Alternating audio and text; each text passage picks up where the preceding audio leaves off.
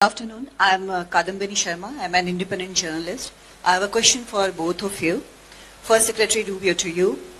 Indian students, engineers, doctors, researchers have contributed enormously to US economy and innovation ecosystems.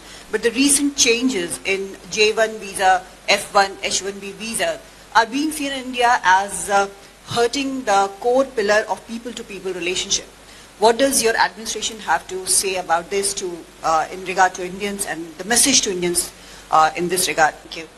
Thank you. Let me just handle on the, first of all, I take and accept what you just said about the contribution that Indians have made to the U.S. economy. Over $20 billion have been invested in the U.S. economy by Indian companies. We want that number to continue to increase. And obviously the expertise as well that they've provided to our economy has been very, very valuable. I don't want you to view, or anyone, I made this point yesterday in an interview, the changes that are happening now, or the modernization of our migration system into the United States is not focused, it's not India specific, it is global, it's being applied across the world. We are in a period of modernization, and I'll be frank and honest with you because it's important to talk about this. We've had a migratory crisis in the United States. This is not because of India, but broadly, we had over 20 million people illegally enter the United States over the last few years, and we've had to address that challenge.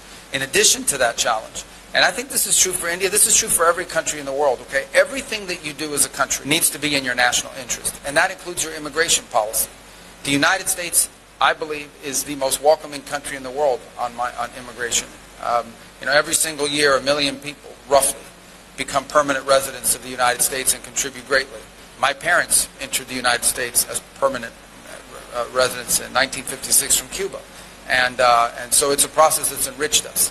But it has to be a process that's adjusted in every era to the realities of the modern times in which you live.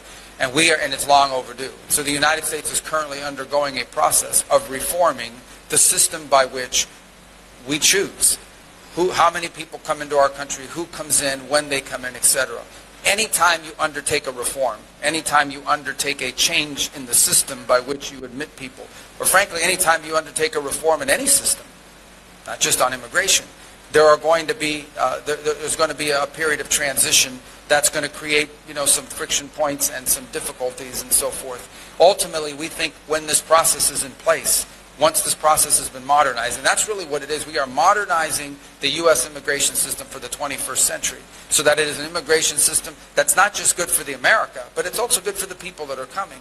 Once we are complete and once we've done the work of modernizing that system, I think we're going to come up with a system, we're going to wind up with a system that's more efficient and even better than the previous system, and in some ways may prove to be even more beneficial than the previous system was to people from India that seek to enter the United States to work and innovate. But obviously there's going to be a period of adjustment along the way. So what I want to leave clear is that the changes, while they may be having a disproportionate impact on a place like India that provides so many high-skilled workers to the U.S. economy, it is not a system that is targeted at India. It is one that's being applied globally.